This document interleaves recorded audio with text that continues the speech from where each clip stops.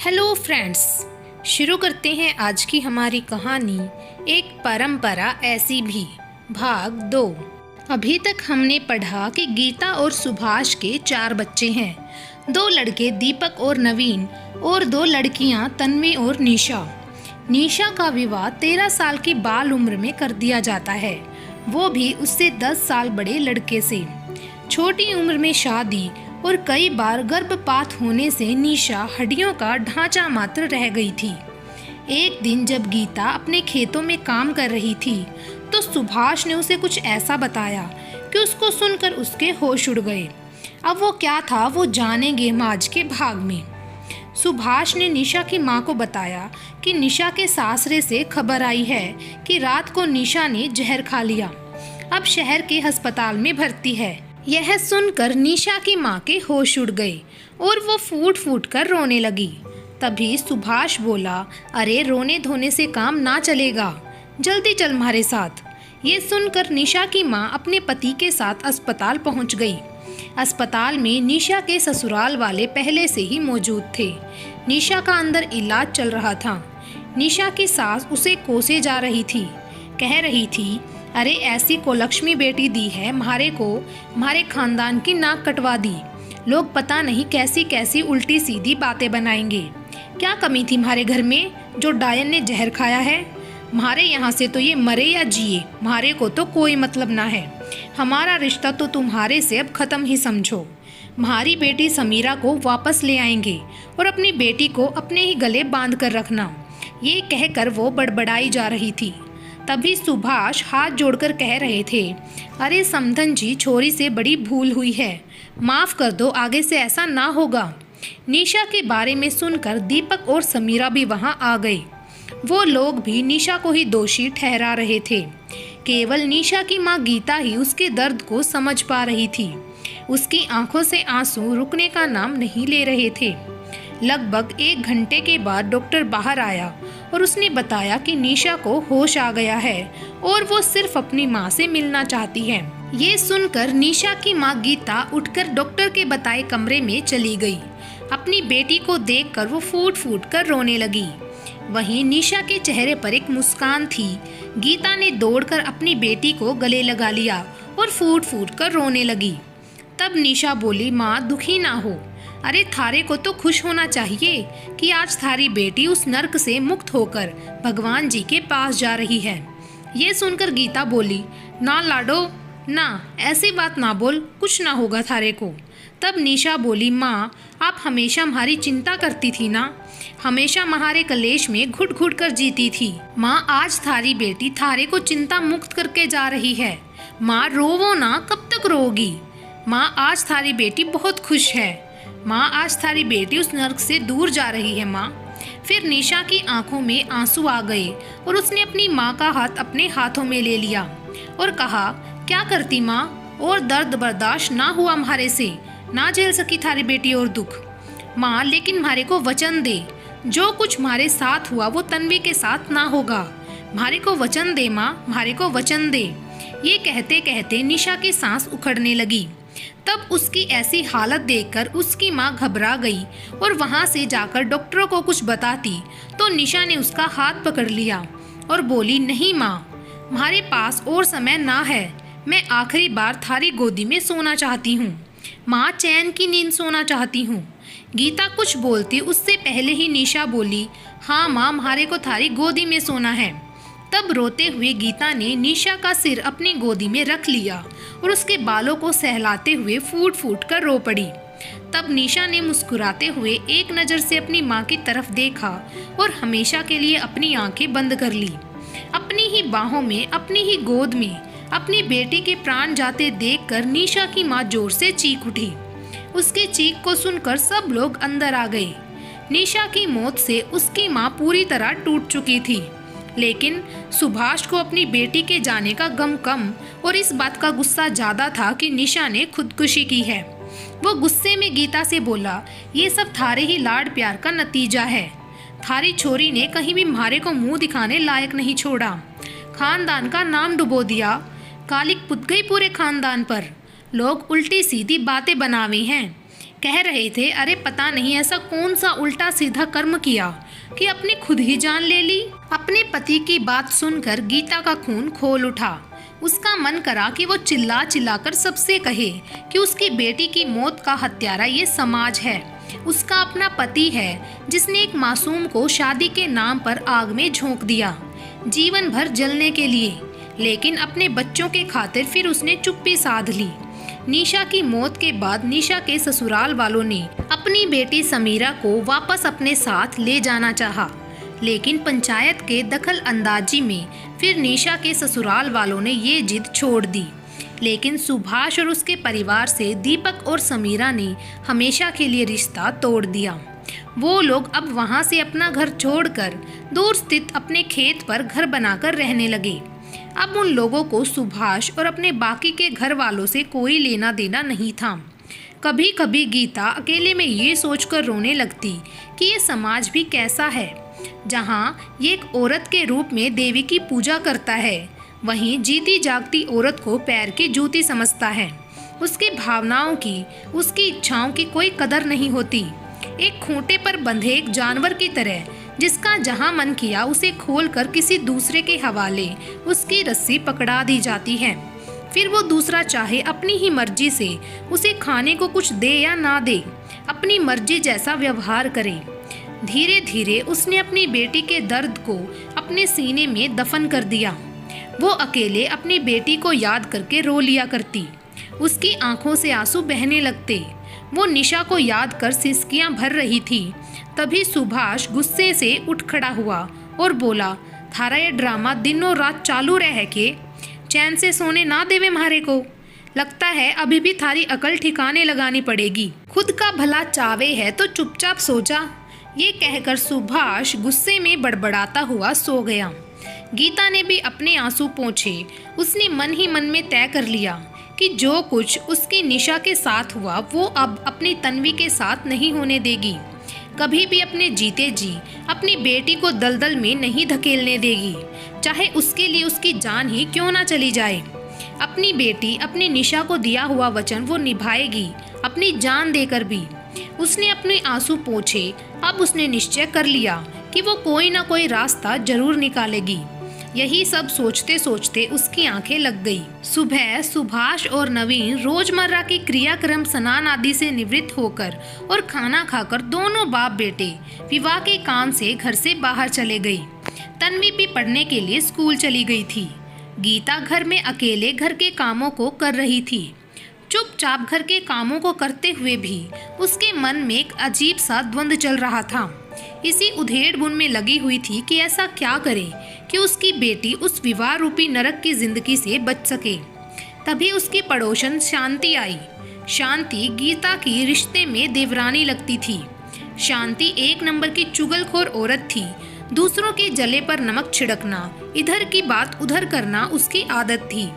गीता इस बात से भली भांति परिचित थी। गीता को अनाज साफ करते देखकर शांति उसके पास आई और बैठते हुए बोली, क्या कर रही हो जीजी? लेकिन गीता ने कोई जवाब नहीं दिया।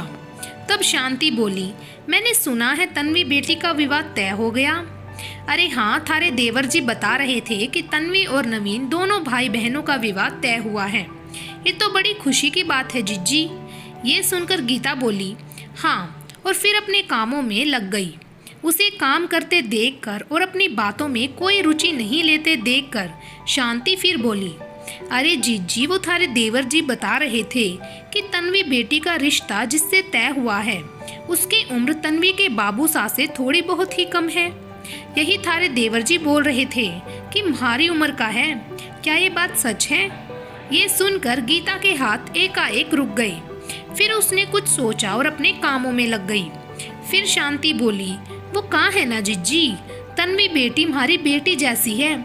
इसीलिए ये सुनकर म्हारे को तो घना कलेश हुआ, लेकिन क्या कर सकूं हूँ, इसीलिए थारे से बात करने चली आई। म्हारी तन्वी कोई भेड़ बकरी तो ना है ना कि किसी के भी हवाले कर दिया जावे। अभी उम्र ही कितनी सी है उसकी, जब तक जवान होवेगी तब तक उसका आदमी। ये कहते हुए शांति रोने का ड्रामा करने लगी और अपने पल्लू से आंसू पोंछने का दिखावा करने लगी। फिर बोली, का बतावे जिज्जी, तन्वी के बाबोसा ने तो रुपए पैसे के और अपने बेटे का घर बसाने के वास्ते ही ये रिश्ता तय कर लिया है। अरे एक बार भी अपनी बेटी के बारे में ना सोचा कि कैसे उसे ऐसे नर्क में धकेल रही हैं। आदमी की उम्र ज़्यादा है वो बात तो है, लेकिन उसके पहले एक बींदनी भी जिंदा है। अरे उसका वंश ना चला तो हमारी तन्वी उसका वंश चलाने के लिए इतनी सी उम्र में ब्याह दी जाएगी, ऊपर से सोतन का दुख भी झेलना पड़ेगा। ये कहते हुए शांति दुखी होने का दिखावा करने लगी और बोली, पहली बीवी के होते हुए मेरी बेटी को देना मुझे बिल्कुल अच्छा नहीं लग रहा। ये कहकर वो रोने का ड्रामा करने लगी। ये सुनकर गीता चौंक सी गई, उसके हाथ एकाएक रुक गए। तन्वी का रिश्ता जिससे तय हुआ है वो पहले से ही शादीशुदा है और उसकी पहली बींदनी जिंदा है, लेकिन इस बारे में उसे तो कुछ भी नहीं मालूम। फिर वह सोचने लगी कि म्हारे को क्या मतलब, वो शादीशुदा हो या कवारा। वैसे भी म्हारी तन्वी को तो मैं उसे बिहाने से रही, चाहे उसके लिए म्हारे को कुछ भी करना पड़े।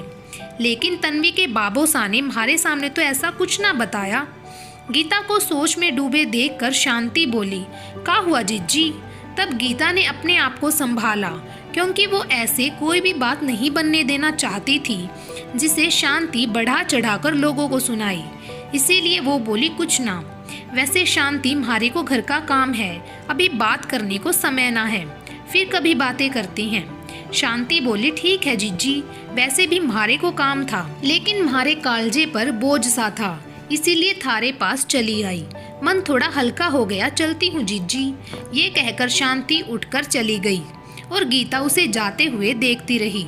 उसके मन में एक तूफान सा चल रहा था कि अब वो ऐसा क्या करे जिससे वो अपनी बेटी को उस नर्क में जाने से बचा सके। उसे कुछ समझ नहीं आ रहा था। शांति की कही बात गीता के दिमाग में घूम रही थी। कभी वो सोचती कि जिससे हमारी तन्वी का रिश्ता तय हुआ है वो चाहे शादीशुदा हो, उससे उसे क्या मतलब, वो तो कैसे भी करके अपनी बेटी को इस नर्क से बचा ही लेगी। वहीं दूसरी तरफ वो सोचती कि कहीं मैं ऐसा कुछ नहीं कर पाई तो क्या होगा।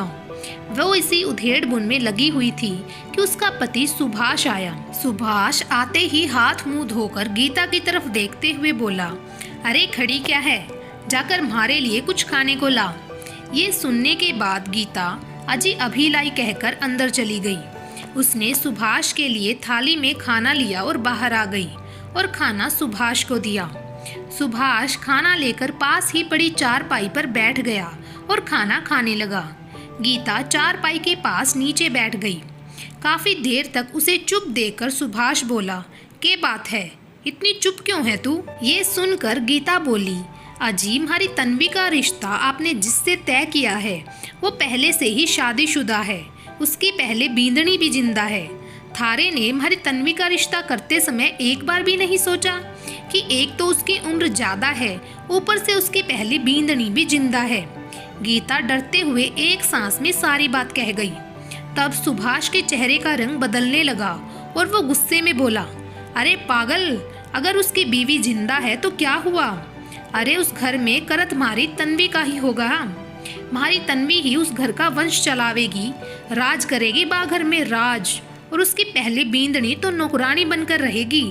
और जरा ये सोच कि वे कितने बड़े लोग हैं। उस घर की बेटी उन्होंने नवीन को देने की सोची है, यही बड़ी बात है। ऊपर से हमारे को तन्वी के विवाह में एक फूटी कौड़ी भी खर्च ना करनी है, सारा खर्च वे ही लोग उठा देंगे। यहाँ तक कि तन्वी के लिए जेवर भी लेकर आएंगे। ऊपर से नवीन को भी सोने चांदी की अंगूठी और गले में चैन मिलेगी, और नवीन की बींदनी को सारा जेवर और कुछ दान दहेज भी देंगे। हमारी तो फूटी कौड़ी भी ना लगेगी, और मर्द की भी कोई उम्र देखी जावे है, उसका तो घर बार उसकी हैसियत देखी जावे है। सुभाष कहते हुए मुस्कुराया।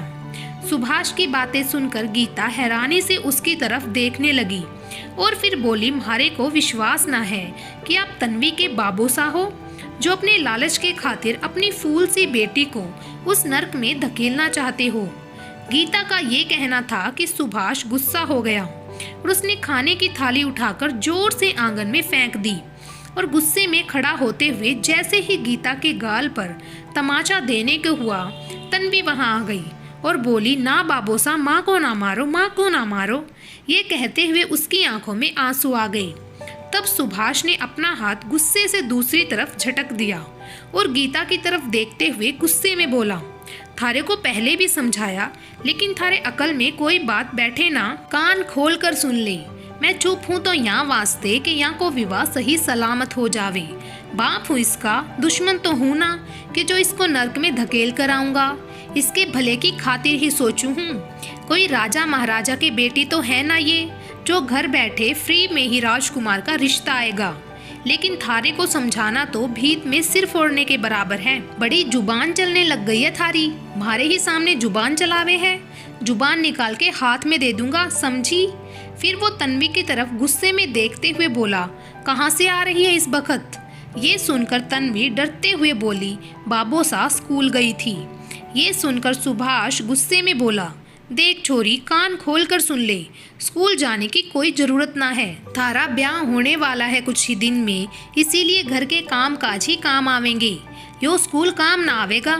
फिर गीता की तरफ देखते हुए बोला, जो ये थारी कैंची की तरह जबान चाल है और इसमें दिमाग लागे है, यो दिमाग को यो छोरी को घर का काम काज सिखाने में लगा। कल को अगले घर जावेगी तो यही सुनने मिलेगा कि माँ बाप ने कुछ सिखाकर भी ना भेजा, या को घर का काम काज सिखा।